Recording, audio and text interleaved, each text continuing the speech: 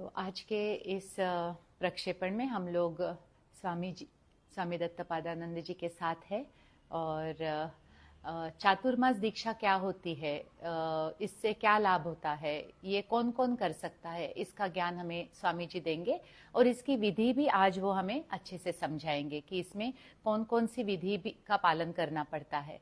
तो मैं स्वामी जी से रिक्वेस्ट करती हूँ कि वो हमें समझाए कि चातुर्मास दीक्षा क्या होती है, वो कौन ले सकता है और इसमें क्या क्या करना पड़ता है।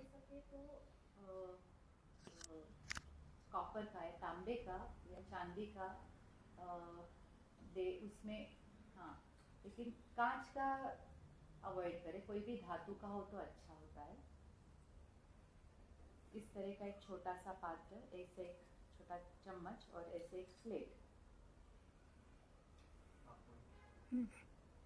ठीक है। तो जैसे मैं बता रही थी, नहीं लेना नहीं पड़ेगा, नहीं सुनाई दे रहा, सॉरी स्वामी। तो छोटा सा इंट्रोडक्शन है क्योंकि यहाँ पे स्वामी जी हमें समझाने वाले हैं। तो आज हम ये जानेंगे स्वामी जी से कि ये चातुर्मास दीक्षा क्या होती है, क्योंकि बहुत लोगों का कंफ्यूजन हो रहा था कि मंत्र दीक्षा जो हमें मिलती है अंतर यात्रा के बाद, वो कौन सी दीक्षा है, फिर ये चातुर्मास दीक्षा क्या होती है। तो वो स्वामी जी बताएंगे क्या होती है, ये कौन कर सकता है और इसको किस प्रकार से हमें पालन करना है। तो मैं स्वामी जी से रिक्वेस्ट करती हूँ कि वो इसका हमें विवरण दे और हमें समझाए कि ये हमें किस प्रकार से करनी चाहिए।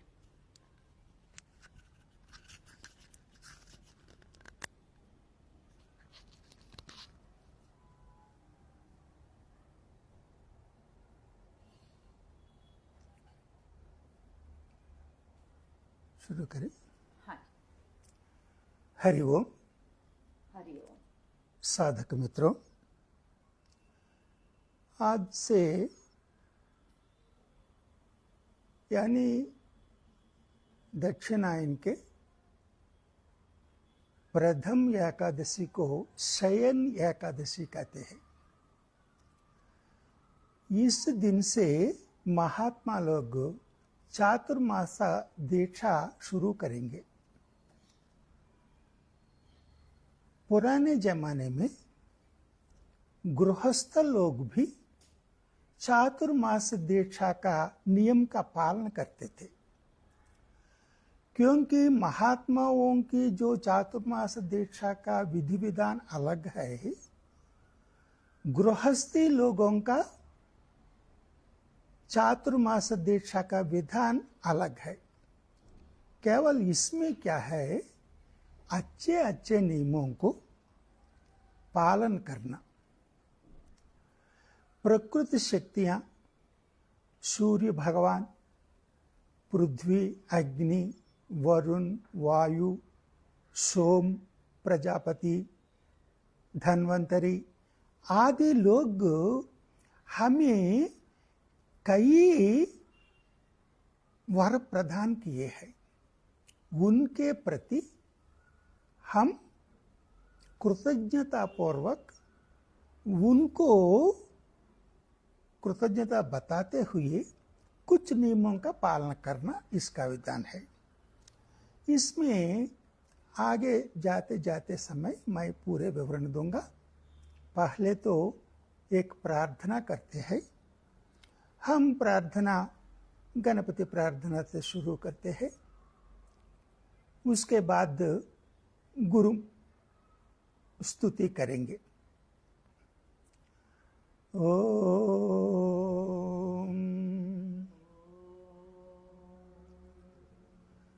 वक्रतुंड महाकाया कोटि सूर्य समप्रभा निर्विघ्नं कुरु मे देवा सर्वकार्येषु संस्थिता। ओम गुरुर्ब्रह्मा गुरुर्विष्णु गुरुर्देवो महेश्वरः गुरुः साक्षात् परं ब्रह्म तस्मै श्री गुरवे नमः। ओम नमो ब्रह्मणे। पहले पवित्रीकरण करना है। ये जल आप बाएं हथेली में जल देकर दाई हथेली से उसको ऐसे ढकना है। ओम अपवित्र पवित्रो वा सर्वावस्थांगतोऽपि वा यस्मरेत् पुंडरीकाक्षं सबाह्याभ्यान्तरशुचिः पुनातु पुंडरीकाक्ष पुनातु पुंडरीकाक्ष पुनातु। इस जल को दोनों हाथों में समरूप में लेकर सिर में डालना है। इसके बाद 3 बार आचमन करना है।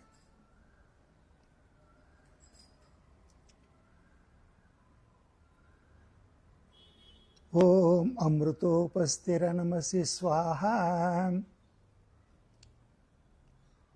ओम अमृतापिधानमसि स्वाहा। ओम सच्चम यशास्त्रीर्मयि स्त्रैताम स्वाहा। ये पानी पीकर ऐसे हाथ ऊपर नहीं डालना चाहिए, नहीं चाहिए, क्योंकि ऐसे पानी लेना है अंदर, बस उसको ऐसा करना है। उसके बाद हो सके तो ये दोनों हाथ शुद्धि करके बाएं की तरह ऐसे शुद्धि करके हाथ ये कुछ वस्त्र से हाथों को साफ करना है, क्योंकि ये झूठे हुए हाथ को सिर पर रखना ये गलत बात है। ऐसे विवरण सीखने के लिए ही है, ये गृहस्थी लोगों के लिए। एक बार वापस दिखाते हैं कैसे करना है।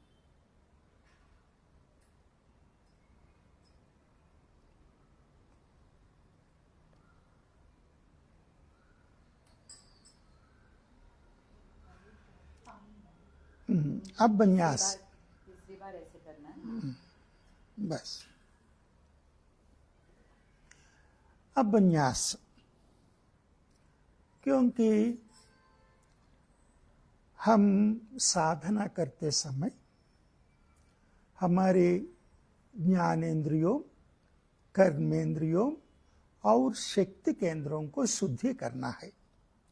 इसमें क्या करना है, पहले ये बाई तरह के हथेली में थोड़ा जल डाल के ऐसे ये 3 उंगलियां ऐसे उसे भिगाकर पहले ओम भो 2 बार, पहले बाएं की तरफ, उसके बाद दाएं की तरफ। ये ऐसे क्यों करते हैं?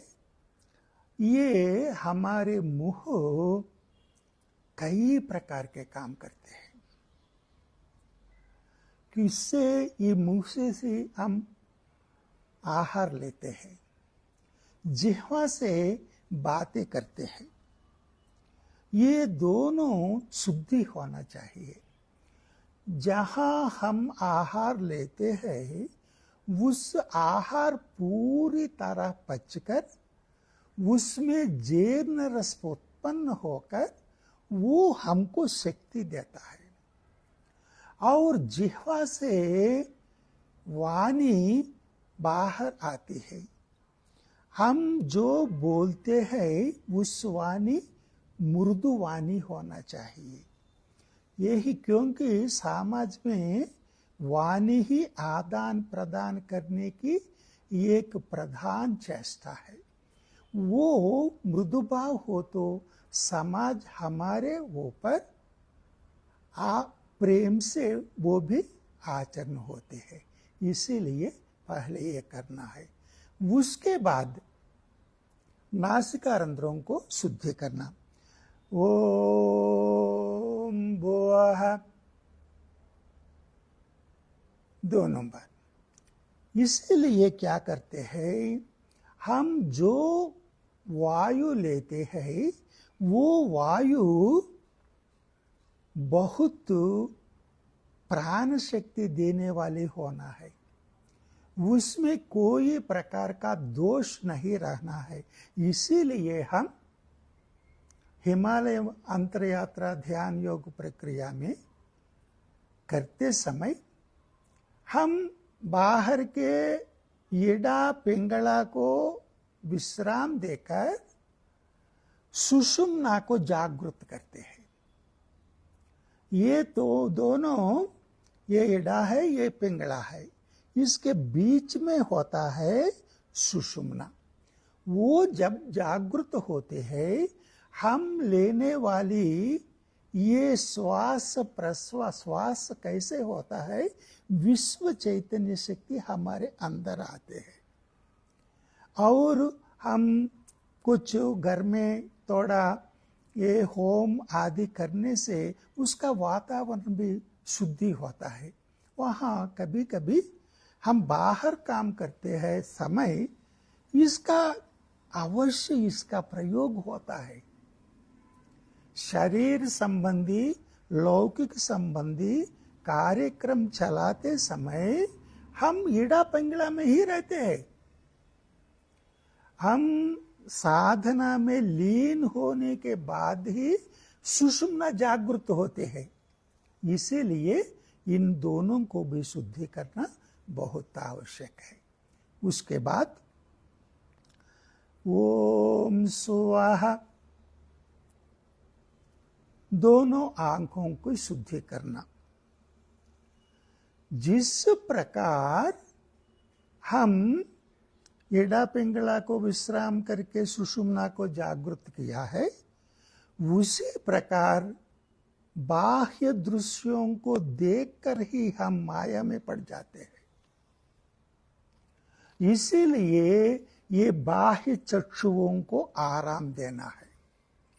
जब ये बाह्य चक्षु विश्राम में रहते हैं, उसी समय में ही हमारे ज्ञान चक्षु चैतन्य होता है। इसीलिए हम परमात्मा से प्रार्थना करते हैं, हम जो भी देखें अच्छे देखें, बुराई के ओर हमारी ध्यान मत ले। खासकर हम साधना करते समय ये ज्ञान चक्षु का खोलने की कृपा करे, ऐसे ये करते हैं। उसके बाद ओम महाहा ऐसा करते हैं, क्योंकि हम आंख मूंद करके साधना में लीन होने पर भी ये सूत्र हमें दूर से कई विषयों को आवाज के रूप में हमें देते हैं। हमारी दृष्टि उनकी ओर जाते हैं। ऐसे ना जाकर ये बाह्य विषयों को अलग करके अनाहत नाद का अनुभव हमें प्रदान करें। ऐसे ही इनको शुद्धि करते हैं। अब ओम जनः करके उसे फिर ये हाथ और पैरों को शुद्धि करना है। अब तक यो ओम भू ओम भुवः ओम स्वः ओम महः ओम जनः ये सभी करने तक एक बार जल लेकर उनसे भी काम चला सकते हैं। हर समय लेने की जरूरत भी नहीं है। और उसके बाद अब जो हम शक्ति केंद्रों को जागृत कर रहा है, इसीलिए फिर पानी को लेना है। ओम तपः, ये शिखा प्रांत में बिंदु होते हैं, क्योंकि शिखा प्रांत में जो बिंदु होते हैं वहां 72 नाड़ियों का 72,000 नाड़ियां एक बिंदु के रूप में होते हैं। इसीलिए इनको जागृत किया और उसके बाद सहस्रार को भी जागृत किया, क्योंकि सुषुम्ना जागृत होने के बाद जो विश्व चेतना शक्ति हमारे सुषुम्ना से जाकर मूलाधार तक जाते हैं, इसलिए इनको जागृत किया। उसके बाद फिर जल लेना है।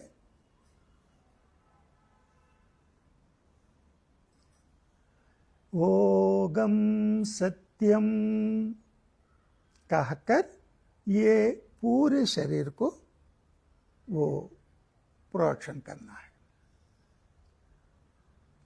ये न्यास विधि है। इसके द्वारा अब तक हम पहले प्रार्थना किया, उसके बाद पवित्रीकरण किया, उसके बाद आचमन किया, उसके बाद न्यास पूर्वक ज्ञानेन्द्रियों कर्मेंद्रियों के साथ साथ शक्ति केंद्रों का भी शुद्धि किया है। अब हम संकल्प लेंगे। ये संकल्प कैसे लेना है, ये सभी आपने बताया है आपको पहले मैंने। कृतज्ञता व्यक्त करने के लिए हम किसी से उपकार प्राप्त किए तो उनको कृतज्ञता ना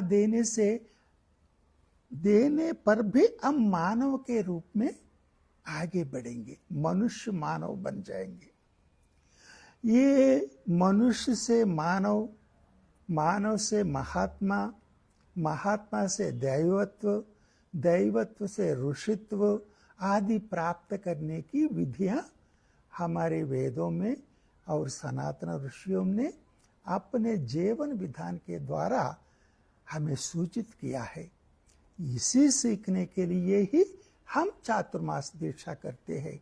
ये साधु संत महात्माओं की चातुर्दीक्षा अलग है, हमारे चातुर्मास दीक्षा अलग है। क्योंकि पुराने जमाने में आज जैसा गृह निर्माण भी आज जैसा नहीं है। उस समय के गृह निर्माण व्यवस्था अलग है। एक बड़ा सब एक घर बनाते हैं, सभी चारों ओर कमरे बनाकर उन कमरों में वो लोग रहते हैं। बीच में एक विशाल हॉल रहते हैं, उसके बीच में एक अग्नि के लिए एक प्रदेश को रखते हैं। उसके अग्नि पूजा हर समय होते हैं। उस समय वो लोग ये लकड़ियों से और गोबर के कुछ बना के उससे आहार को बनाते हैं। उस समय आहार जब बनाता है, वो आहार पहले अग्नि देवता को आहुति में देते हैं, तब वो आहार प्रसाद के रूप में बनते हैं। जब वो आहार हम लेते हैं, इसीलिए उस समय कोई भेदभाव नहीं रहता, सभी धर्म से जीते हैं, सत्य, ज्ञान, भक्ति, न्याय आदि से जीवन बिताते हैं। इसीलिए वो समय ऐसा ही होते हैं। और शाम के समय, रात का खाना सभी उसके बाहर आकर सभी खाना खाने के बाद उस दिन क्या क्या जीवन विधान में क्या क्या विषय हो गए हैं, उन सभी एक दूसरे से बताते हैं, बुजुर्गों की सूचना लेते हैं। ये छोटे लोग उनसे सूचना ये मांगते हैं, आशीष मांगते हैं, ऐसा ही होते हैं। उस समय कुछ भजन या कुछ ये कथाएं सुनकर आराम से विश्राम लेते थे। ये विधान है। हम चातुर्मास इसलिए करते हैं, उसी विधान को फिर हम जो छोड़ दिया हम गृहस्थी लोग, उसी को फिर याद करके जहां तक हो सके उतना तक ये लेने के लिए ही ये काम हम कर रहा है। ये महात्मा लोगों की विधान अलग होते हैं। वो महात्मा लोग बचपन से ही ब्रह्मचर्य 6 साल की आयु में ही उनका ब्रह्मचर्य दीक्षा होता है। ब्रह्मचर्य दीक्षा माने क्या है? उपनयन विधान। उपनयन होने के बाद जब जो मुंडन होता है, जब से वो वेदोक्त नित्य अनुष्ठान विधियां करते हैं, नित्य होम करना, संध्या वंदन करना, सोहम ध्यान करना, सूर्योपासन करना, ये सभी विधियां करते हैं। ये सभी विधियां करने के कारण उसका जीवन अलग होते हैं। इसीलिए ये चातुर्मास के समय वो महात्मा लोग हम जैसे आध्यात्मिक वादियों को अपने पास बुलाकर ऐसे करना है, ऐसे करना है, ऐसे। शंकराचार्य ने भी सारे भारत को घूमा था। घूमने के बाद चारों दिशाओं में 4 आमनाय पीठ का स्थापना किया है। और जब कुंभ मेला होते हैं ना, कुंभ मेला के समय और जो गंगा दशहरा आदि आदि जो उत्सव होते हैं, उस समय 12 साल के लिए एक ऐसा होता है। कुछ बीच बीच में भी होने की संभावना है। अब तक इस 12 साल में क्या क्या हुआ समाज में,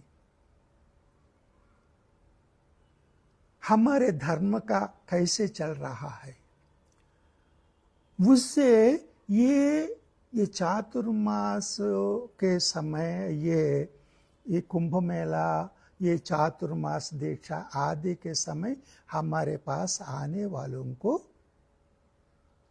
जैसे जीना है, क्या क्या सुविधाएं पाने के लिए और हमको रक्षणा मिलने के लिए किस किस विषय को अनुष्ठान करना है, पालन करना है, ये सभी ये महात्मा देते हैं। ये अंतर है महात्माओं की चातुर्मास दीक्षा के, हम गृहस्थियों की चातुर्मास दीक्षा के, ये अंतर है। और ये दीक्षा करते समय पहले हम क्या करना है? पहले माता पिता को वंदना करना है, क्योंकि उन्होंने हमें ये शरीर दिया है। और उसके बाद बचपन से ही अब तक कई लोग हमको कई सहायता किए हैं, कई सूचनाएं दिए हैं, सही रास्ते पर चला दिया है। ये स्कूल में पढ़ाए हुए गुरु हो, आध्यात्मिक विषयों को, अच्छे अच्छे विषयों को देकर हमें हमारे स्थिति को ऊपर ऊंचा ही लिया है। उन सभी को कृतज्ञता से उसको वंदना करना है। अब हम, क्योंकि वेद ने आयु के अनुसार कुछ नियम बनाए हैं। पहले 25 साल कोई विद्या सीखने, कोई काम सीखने आदि के लिए वो विषय है। उसके बाद 50 साल गृहस्थ जीवन बिताने के लिए है, गृहस्थी काम करने के लिए है। 50 साल पूरा होने के बाद हम हर मनुष्य हम कौन है, हमारे पूर्वज कौन है, हमारे सनातन ऋषि हमें अपने शास्त्रों द्वारा, वेदों के द्वारा क्या क्या सिखाए हैं, उनके बारे में जानकर परमात्मा को जानने, परमात्मा को जानने के लिए हम पहले अपने को जानना चाहिए, क्योंकि परमात्मा में जो सत्य चित्त आनंद स्वरूप है, वो तीनों गुण सारे प्राणियों में एक मनुष्य में ही है। इसीलिए हम उसी रास्ते में जाना चाहिए। और उसके बाद 75 ईयर्स के बाद वो गृहस्थ में रहकर भी सन्यासी के जैसे जीना चाहिए। किसी विषय में वो अपना हाथ मत डालना है। 50 से 70 साल की समय में वानप्रस्थी जीवन भी जीना है। वो नौकरी करने पर भी, व्यापार करने पर कर भी साक्षी मात्र से रहना है, फल की ओर मत जाना है। यही भगवत गीता ने हमें सिखाया है। इसे एक एक को कृतज्ञता लेते हुए हम आगे बढ़ना है। उसके बाद हम दोनों हर समय हम प्रार्थना करते हैं, विश्वव्यापी सद्गुरु, हिमालय महात्माओं, ध्यान योगियों, दिव्यात्मा स्वरूपों, परम गुरुओं को ओम नमो ब्रह्मणे कह के, उसके बाद आपने जो जो साधनाएं दी है उनको हम कर रहा है, लेकिन उसमें कोई बाधा ना आए, उस बाधाओं को हटाने की शक्ति आप में है। उसको हटाकर हम साधना क्षेत्र में आगे बढ़ने की आशीष प्रदान करें, ऐसे करना है।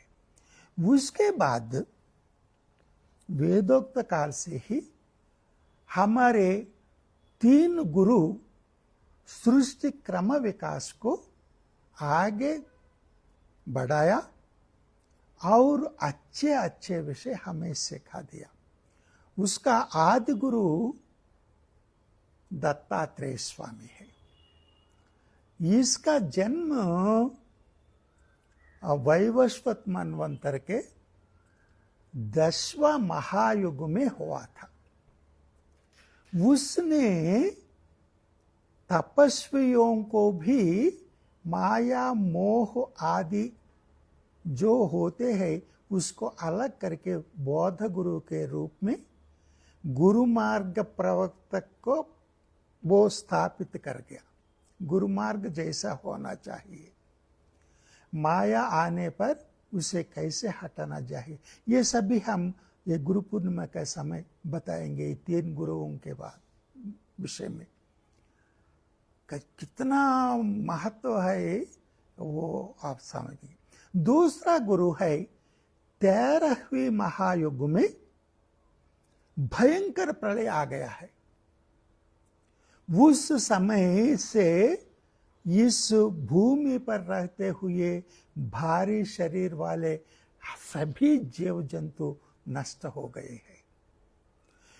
कई मनुष्य भी उस प्रलय में नष्ट हो गए हैं। उसका प्रभाव 13 महायुग से 18 महायुग तक चले हैं। देखिए कितना महाप्रलय है। लेकिन जितना प्रलय होने पर भी संपूर्ण भूमि का नाश नहीं हो सकता है। उस समय आदि योगी रुद्रदेव ने हमें ये सृष्टि क्रम विकास के लिए जो जो विद्याएं आवश्यक है उन सभी विद्याएं ने दी। रुद्र शब्द का अर्थ है, रू शब्द का अर्थ है ज्ञान, द्रा शब्द का अर्थ है प्रवाह। उस ज्ञान से आदि योगी ने मनुष्य के जीव दशा से सदा शिव दशा तक जो जो विद्याएं चाहिए हर विद्याएं देकर वो सद्गुरु बने। हमारे सद्गुरु सदाशिव है, उनको भी हम उनसे भी हम आशीष पाना है। और तीसरा गुरु है 16वीं महायुग में सनका, सनंदना, सनत कुमारा, सनत सुजाता जैसे ब्रह्मज्ञानियों को ब्रह्म तत्व के बारे में संशय आ गया। ये ब्रह्मा क्या है, ये वो हमें कोई दिखाई नहीं देता, उनका अनुभव हम कैसे करें, ऐसे संशय में पड़ गई। ब्रह्मज्ञानी ही ब्रह्म तत्व के बारे में संशय आए तो उनके संशय कौन हटा सकते हैं। उस समय परब्रह्म ही एक रूप लेकर एक वटवृक्ष के नीचे प्रकट हुए। ये सनक सनंद उनको देखकर आश्चर्य हो गए। ये देखने में युवा है लेकिन उनका महातेज है, वो बोलते नहीं, ऐसे मौन ऐसे बैठा है। चित्रम वटतरोर मूले वृद्ध शिष्या गुरुर्युवा गुरोस्तु मौन व्याख्यानम शिष्यास्तु चिन्ह संशय। क्योंकि ब्रह्म के बारे में कोई वाक्यों में नहीं बता सकेंगे, अनुभव के द्वारा ही उनको स्वीकार करेंगे। इसीलिए संध्या भाषा के द्वारा ये हिमालय में गुप्त गुफाओं में आज भी ये विधान है। हम साधना करते समय अर्ध खेचरी का प्रयोग करते हैं हम, क्योंकि पूरे खेचरी का प्रयोग करते पूरे मौन हो जाएंगे।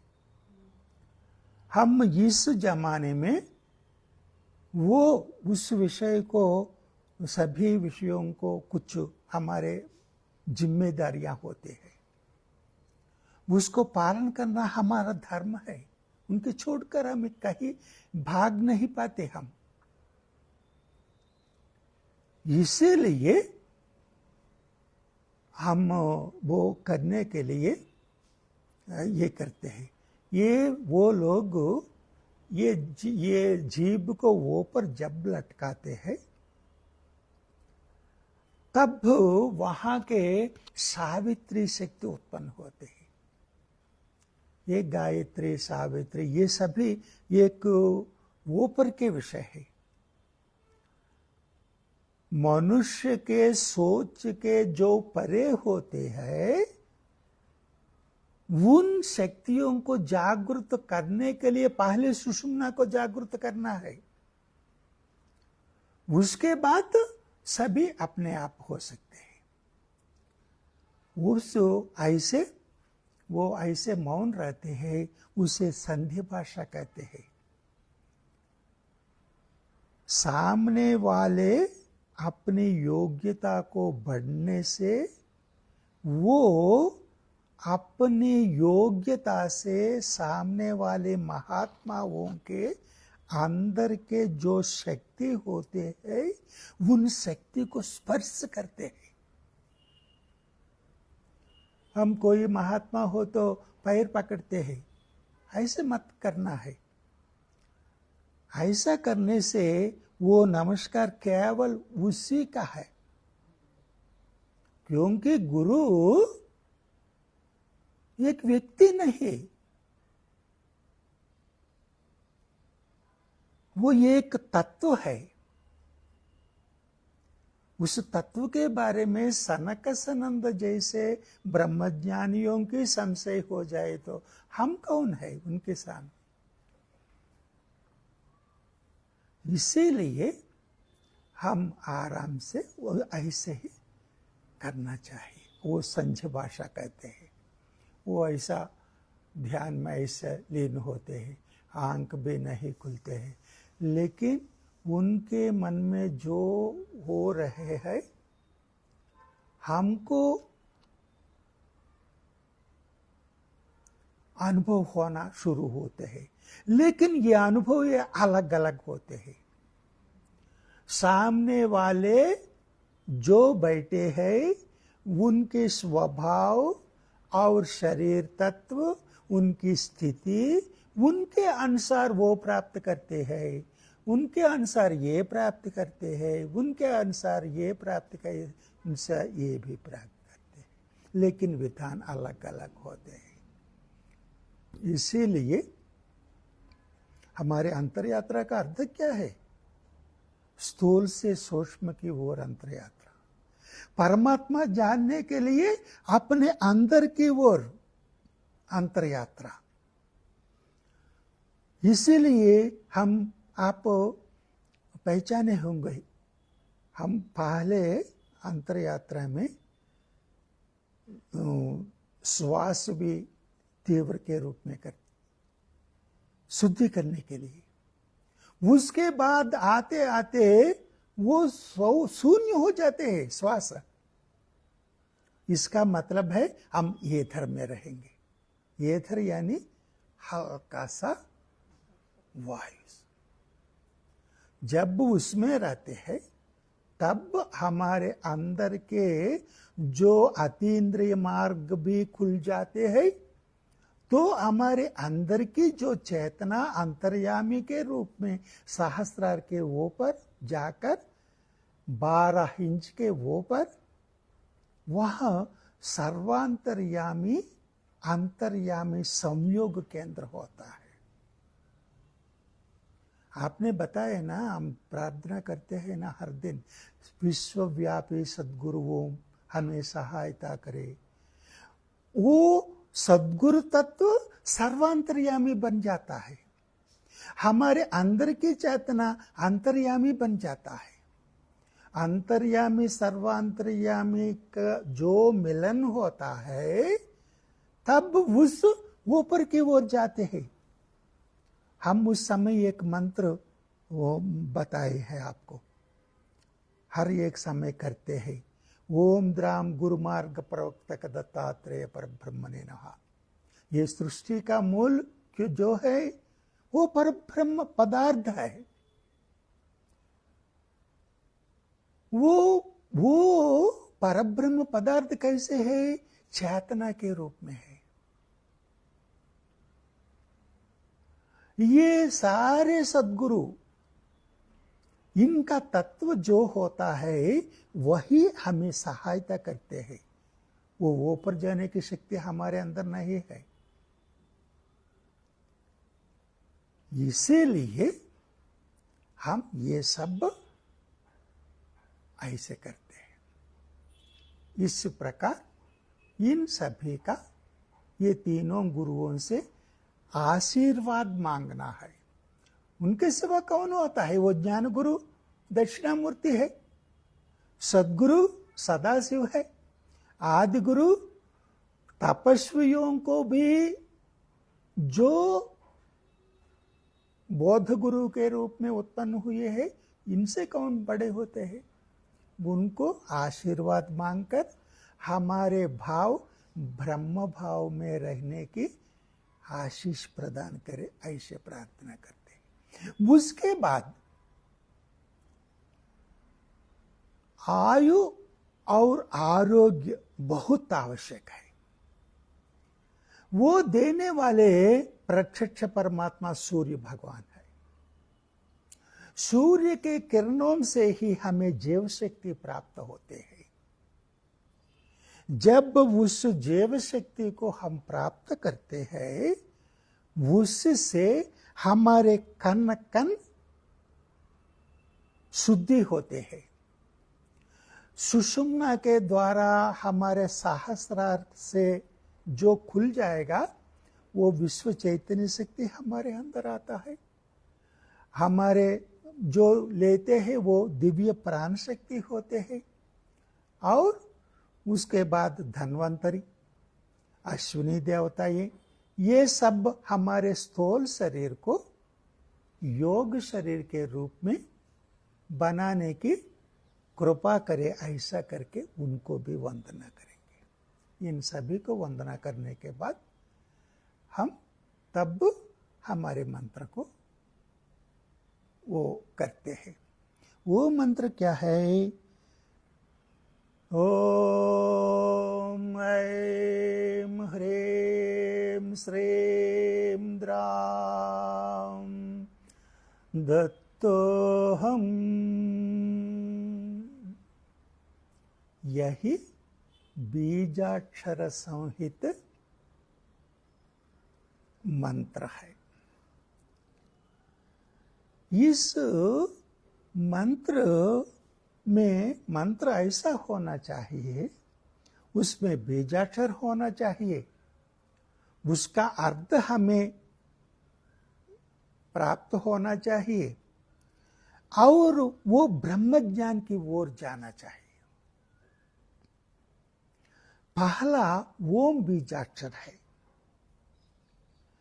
प्रणवोपासन के बाद ही ये सृष्टि आरंभ हुई है ना, उसी का वो ओंकार सृष्टि का आरंभ करने का वो बीजाक्षर है। ऐम शब्द का अर्थ है ज्ञान। वो ज्ञान कई प्रकार के ज्ञान हो सकते हैं, लेकिन सत्य ज्ञान क्या है? मैं ब्रह्म हूं। मैं और इस अलग प्राणियों के अलग अलग व्यक्तित्व नहीं, हमारे अंदर जो चेतना है वही ब्रह्म ज्ञान है, ऐसे ज्ञान। और ह्रीम शब्द का अर्थ है शक्ति। ये शक्ति चैतन्य रूप में होते हैं। वो ऊपर से हम तक जो मानव शरीर में चेतना हो, सारे सृष्टि में चेतना हो, विश्व ब्रह्मांड की चेतना हो, जो भी हो, यहां जीवात्मा कहते हैं हम इसे, वहां परमात्मा कहते हैं, वहां विश्वात्मा कहते हैं। ऐसे ये इन सभी को जानने की शक्ति हमें प्राप्त करना चाहिए। और क्या है? ये सभी होने के बाद हमें तृप्ति से जीवन बिताना है। श्रीम शब्द का अर्थ है ऐश्वर्य। ऐश्वर्यों में वैराग्य का भी स्थान है, क्योंकि वैराग्य से ही आपने जीवन में तृप्ति से जीना सीख सकते हैं आप। उसके बाद द्राम शब्द का अर्थ है गुरु मार्ग के तत्व। ये तत्व से हमें ऐसा प्राप्त होता है कि ये जो साधना हम करते हैं, उन साधना को सारे शरीर के भागों को बांटना भी हमको मालूम होना चाहिए, नहीं तो वो शक्ति हमें हानि भी कर सकते हैं। इसीलिए गुरु तत्व को अवश्य उपासना करना चाहिए। उसके बाद दत्तोहम, इसमें दो शब्द है, दत्ता अहम। दत्ता शब्द का अर्थ क्या है? कितने लोगों को देने पर भी ऐसा ही रहे। कितने लोगों को मिलने पर भी ये ऐसा ही है। ऐसा एक ही पदार्थ है, परब्रह्म पदार्थ। सृष्टि का मूल भी है, वही है। विश्व का में चेतना देने वाली भी शक्ति वही है, हमारे अंदर की शक्ति भी वही है। उस ब्रह्म यानी ब्रह्म ही दत्ता, दत्ता ही ब्रह्मा। अहम, उस ब्रह्म मैं ही हूं। हम जो मंत्र जप करते हैं, इच्छाओं के सामने भागते हुए मंत्र जप नहीं करना चाहिए। इस विश्व ब्रह्मांड में जो ब्रह्म भावना है, जो चेतना है, वही चेतना हम है, वही ब्रह्म हम है। ये इसका भावार्थ है। ओम ऐं ह्रीं श्रीं द्राम दत्तोहम।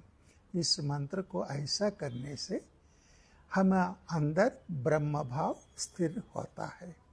और हमसे अलग क्या होता है, इसे इस विषय को मंत्र के रूप में ऐसा करने से बहुत फायदा होता है।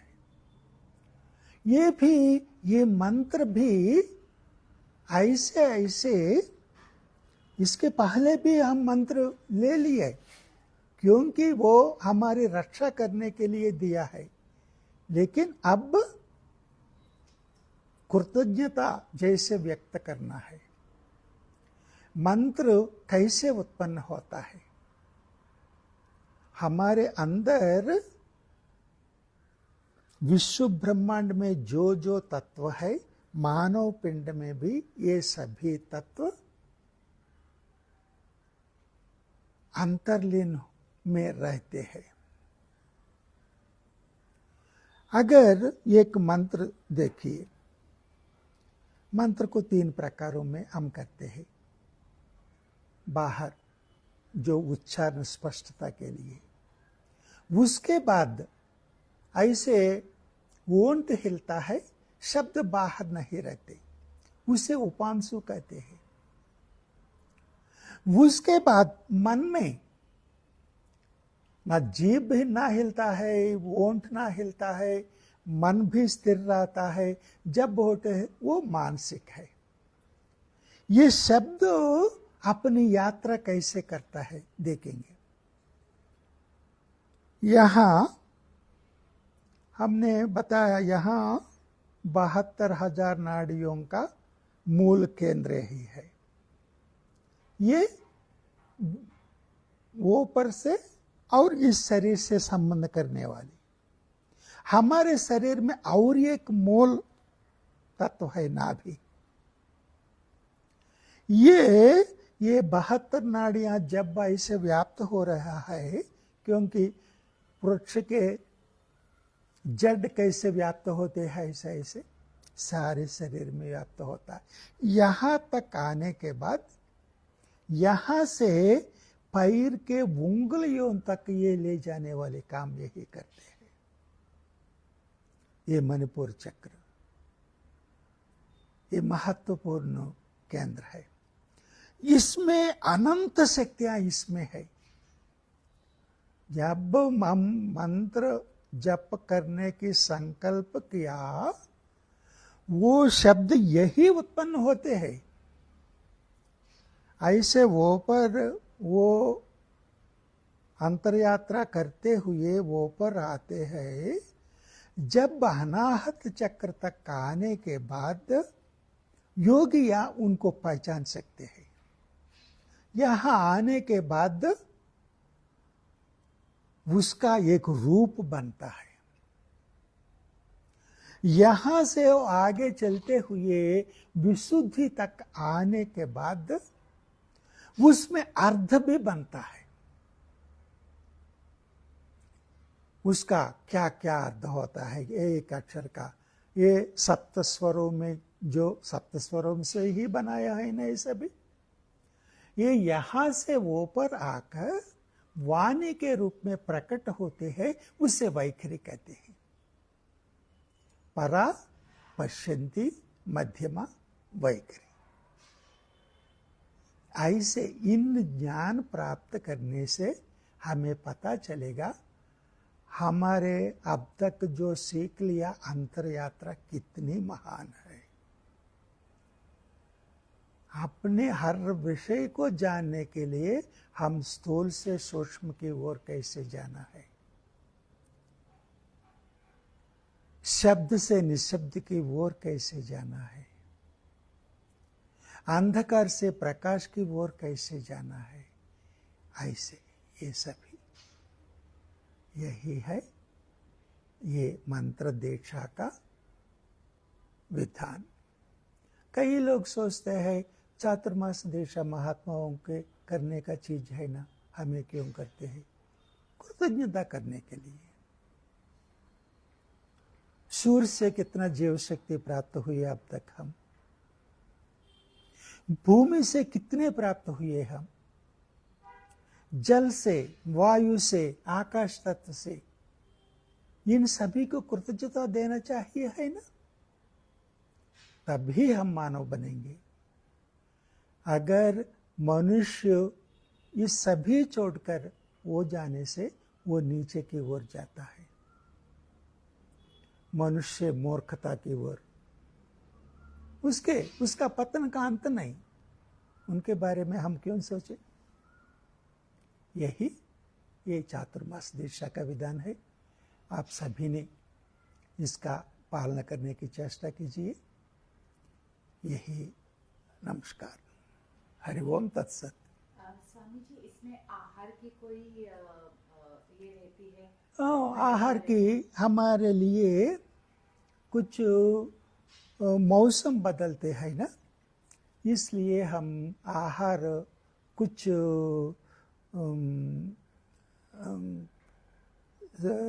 जल्दी पचने वाले आहार रात को लेने से अच्छा होता है। सुबह के समय आप सात्विक आहार ले सकते हैं, रात के समय दलिया खा सकते हैं। सुबह के समय आहार में कुछ सभी प्रकार के ले सकते हैं, लेकिन साथ ये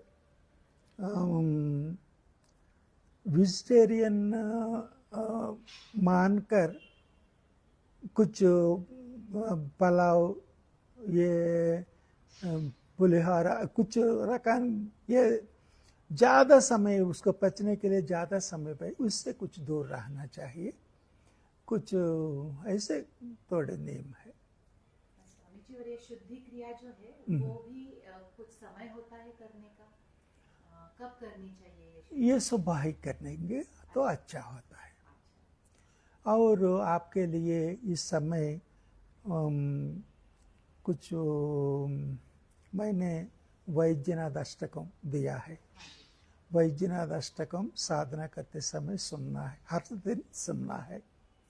और रोग निरोधक शक्ति को बढ़ाने के लिए एक क्रिया बताया है मैंने।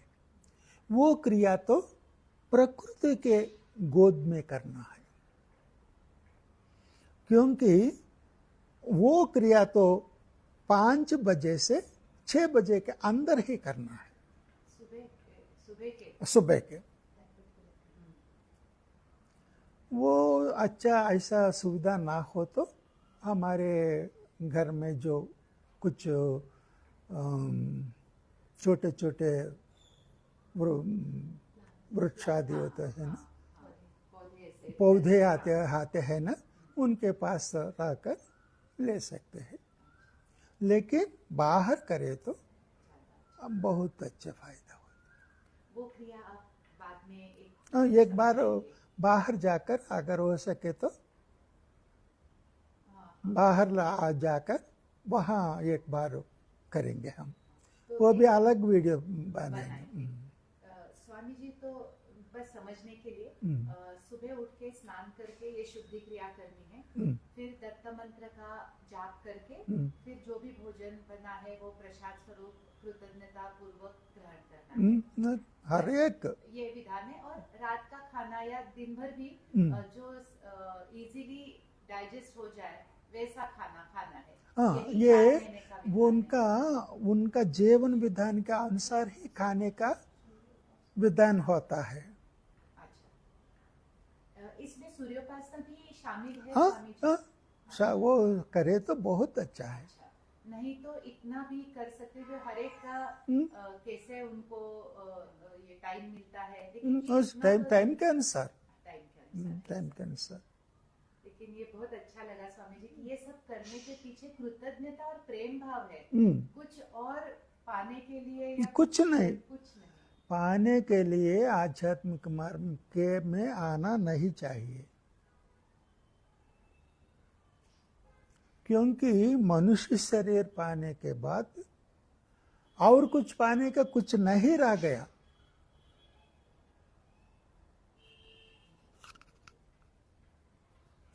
क्योंकि ये उनका कोई सेवा नहीं होती, वो स्वार्थी बन जाता है, उससे कई अलग जीवन।